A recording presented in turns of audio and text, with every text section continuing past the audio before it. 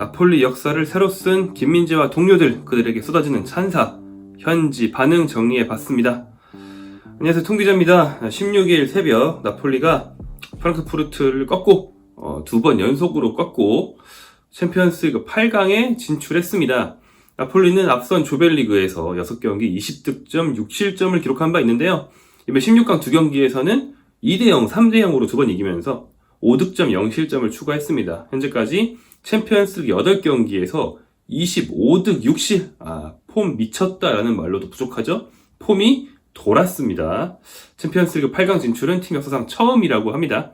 이 팀은 이 다른 대회, 유로파리그의 전신인 웨파컵에서는 마라도나 시절에 우승을 한 적이 있지만 유로피안 컵 혹은 챔피언스리그에서는 8강까지 간 게 처음이에요. 그리고 지금 경기력을 봐서는 그 이상으로 올라갈 수 있을 것 같은 느낌이 들죠?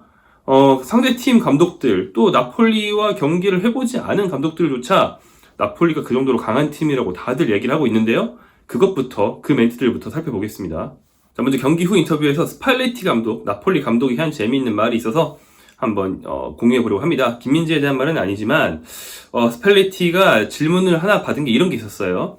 이 경기보다 앞서서 펩 과르디올라 맨시티 감독이 나폴리를 유럽 최강팀 중에 하나라고 꼽았다고 해요. 아스날과 더불어서. 그런 멘트가 이제 화두에 올랐고 질문이 온 거죠. 그러자 스팔레티 감독이 그 특유의 무표정으로 이렇게 얘기를 했다고 합니다. 자랑스럽냐고? 아닌데 아무 느낌이 없다. 그거 다 압박감을 주려는 심리전인 거 알고 있다. 그래서 나폴리가 맨시티보다 강하냐? 걔네가 9억 유로 쓸 때 우린 900만 유로 쓰는 팀이다. 그 나중에 우리 다 꺾으려고 하는 심리적인 빌드업이다. 나는 속지 않는다. 이런 말을 했습니다. 되게 재밌죠? 냉정맨이라고 할 수 있겠고요. 대머리, 문어와 어떤 대머리 마피아 아저씨의 치열한 심리전이 벌어지고 있는데, 어째 좀 약간 플래그가 서는 게 8강에서 만날 것 같은 그런 느낌이 살살 듭니다. 자, 그리고 상대팀 프랑크푸르트의 올리버 글라스너 감독. 이 감독은 나폴리를 프리미어리그 팀과 비교하는 건 내가 할 수 없는 일이지만, 독일 팀과는 비교할 수 있다 이거죠. 그러면서 바이에른 뮌헨과 같은 톱클래스 팀이다. 바이에른은 만나보잖아요, 자주. 그런데 나폴리랑 경기해보니까 바이에른급이다 이렇게 말을 했습니다. 이것도 굉장히 좀 극찬이라고 할 수 있죠. 바이에른은 우승 후보니까. 그리고 독일 사람들한테 바이에른은 절대 최강팀이라는 의미거든요. 극찬이라고 할 수 있습니다. 그러면서 특히나 수비가 믿을 수 없을 정도로 단단하다. 세리아에서도 가장 수비가 강한 팀이다라고 말을 했는데, 나폴리가 수비적인 축구를 한 팀이 아님에도 이렇게 말을 한 건 아마 자기 팀이 2경기 무득점으로 나폴리를 상대로 한 골도 넣지 못했기 때문에 한 말이 아닌가 생각이 됩니다. 자, 그럼 이제 경기 반응에 앞서서 김민재 선수가 어떤 기록을 남겼는지 보고 넘어가죠. 후스코드닷컴, 축구 통계를 가장 이제 쉽게 보여준 후스코드닷컴을 기반으로 할 때 김민재 선수의 AA 산출 평점은 7.6점입니다. 높은 편이죠. 이 경기에서는 5위에 해당해요. 상대팀 프랑크푸르트에는 김민재보다 높은 선수가 없었고 나폴리에서는 김민재보다 높은 선수 4명이 있었습니다. 경기가 굉장히 잘 풀렸고 나폴리 경기력이 좋았기 때문에 대체로 평점이 높게 나온 그런 경기였고요. 김민재는 슛이 1회 있었어요. 이 슛 1회가 세트피스에서 머리를 댔다 이런 게 아니고, 경기 보신 분들은 다 아실 거고 안 보신 분들은 하이라이트 빨리 보러 가십시오. 김민재가 하프라인에서 인터셉트를 한 다음에 상대 문전까지 단독 드리블로 가서 왼발 슛을 했어요. 그래서 골대 옆쪽을 때렸습니다. 굉장히 좀 진귀한 장면. 저 센터백 맞냐 싶은 그런 장면이 나왔고요. 슛이 1회 있었습니다. 그리고 이날은 교체 아웃이 됐거든요. 경기의 3분의 2가 조금 넘는 시간만 소화하고도 이제 패스 횟수 56회로 경기 5위, 패스 성공률 86%, 공중볼 획득 4회로 경기 1위, 공중볼 승률은 5분의 4죠. 80%. 그 다음에 태클 성공 1회, 걷어내기 1회, 가로채기 4회로 경기 1위. 이렇게 세부 기록에서 공중볼과 가로채기 두 분야에서 경기 1위 기록을 또다시 남겼습니다. 자, 그럼 이제 평점으로 가볼까요? 스카이스포츠 이탈리아입니다. 김민재에게 7점을 줬어요. 제가 얼마 전까지 김민재 전문 평점이 6.5다 이렇게 얘기를 했는데 이젠 7로 바뀌고 있는 것 같습니다. 센터백이 거의 매경기 7을 받는다? 제가 여러 번 말씀드리지만 이거는 거의 불가능에 가까운 거고, 김민재가 진짜 미친듯이 잘하고 있다는 거를 이탈리아 매체들은 다 인정하고 있다는 그런 뜻이에요. 2골을 넣은 빅터 오시멘이 8점을 받았고요. 그 밑이 7.5가 없고 쭉 7입니다. 김민재, 디로렌조 폴리타노, 크바라첼리아, 스팔레티가 7인데 이 평점에서 보다시피 좌우 윙어와 좌우 풀백이 두루 잘한 경기다라고 할 수 있겠어요. 특히 그동안 약간 구멍이라고 할 수 있었던 크바라첼리아에 비해서 좀 아쉬웠던 오른쪽 측면에서 디로렌조와 폴리타노가 에너지 넘치고 굉장히 좋은 콤비네이션을 보여주면서 이날은 오히려 왼쪽보다 오른쪽 공격이 잘 되는 모습도 많이 보여줬습니다. 그 다음에 김민재의 파트너 라흐마니가 6.5였고요. 김민재가 빠지고 교체되어 들어간 제주스가 6이었습니다. 교체에 투입된 선수들이 평점이 좀 낮은 거는 뭐 흔히 있는 일이긴 합니다만 제주스가 짧은 시간임에도 불구하고 약간은 불안한 모습, 그러니까 뭐 큰 문제는 아니었지만 경고를 하나 받는 그런 모습 보여주면서 김민재가 과연 쉴 때 이 친구가 대체할 수 있을까라는 약간의 불안감을 좀 줬습니다. 안 좋은 점이죠. 김민재가 빠져도 뭐 문제가 없어야 좀 쉴 텐데요.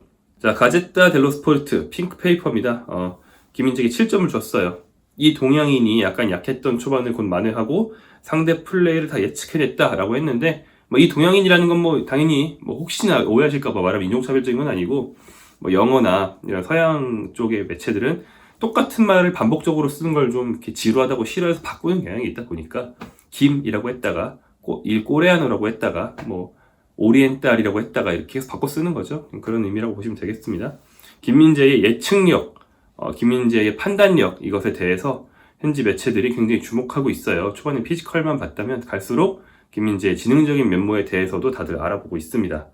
가제타 역시 오시멘에게 8점을 줬고요.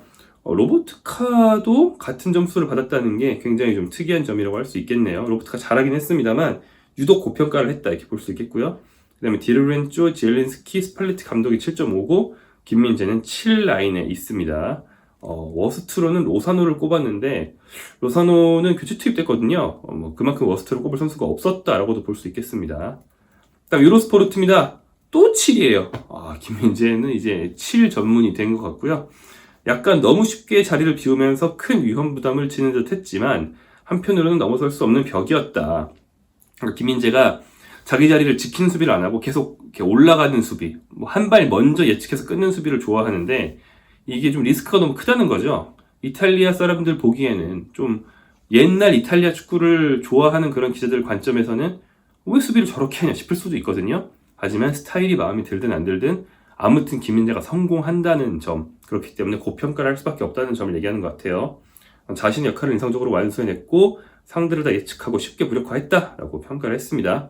여기서는 스팔레티 감독한테 8.5나 줬고요. 그 다음에 오시멘이 8, 디로렌조 등이 7.5, 김민재 등이 7을 받았습니다.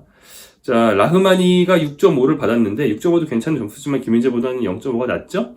그래서 라흐마니에 대한 호평 역시 김민재와 아주 잘 어울리는 짝이다라고 되어 있어요. 라흐마니는 이제 개인적으로 잘하는 것도 중요하지만 김민재와 어울리냐 안 어울리냐로 평가를 받는 그런 상황이 되었습니다. 자, 스팔레티 감독이 좀 이례적일 정도로 최고점을 받은 이유는 읽어보니까 역사적인 8강 진출 아주 합당한 결과고 굉장히 논리적인 결과다. 그러면서 준비를 잘하고 스타일을 유지하면서 팀 역사상 최초의 업적을 이뤘다는 점을 굉장히 고평가한 것 같습니다. 다음 코리에레 델라 세라입니다. 김민재 선수에게 6.5를 줬어요. 앞선 매치들보다는 0.5가 낮네요. 하지만 이것도 좋은 점수죠. 자기 구역에서 좀 가벼웠지만 만회했다. 그리고는 실수가 없었다. 상대팀 진영으로 인상적인 질주를 해서 팬들을 흥분시켰다. 이게 좀 옛날 이탈리아 마인드죠. 자기 구역에서 안정적인 수비가 무조건 제일 중요한데 좀 가볍게 수비한 거 아니냐? 하지만 아무튼 막았으니까 뭐 욕은 못한다. 약간 이런 느낌이죠. 그리고 이제 상대편 진영으로의 인상적인 질주. 이거 아까 말씀드린 슛 한 개 있었던 그 상황 말하는 거죠. 김민재 단독 드리블. 아마 뭐 이렇게 얘기하는 거 보니까 또 현장에서 김 한 것 같습니다. 이제 나폴리 홈 관중들의 어떤 가장 재밌는 놀이 문화죠. 김민재가 뭐 멋있는 플레이를 매 경기 하기 때문에 그럴 때마다 김 하는 그런 문화가 생겼습니다. 다음 칼투나폴리 24 지역지입니다. 김민재에게 역시나 6.5를 줬어요. 피지컬을 살렸고 슛을 블록하고 공중볼을 따냈다. 집중력을 갖고 상대 공격수를 제어했다.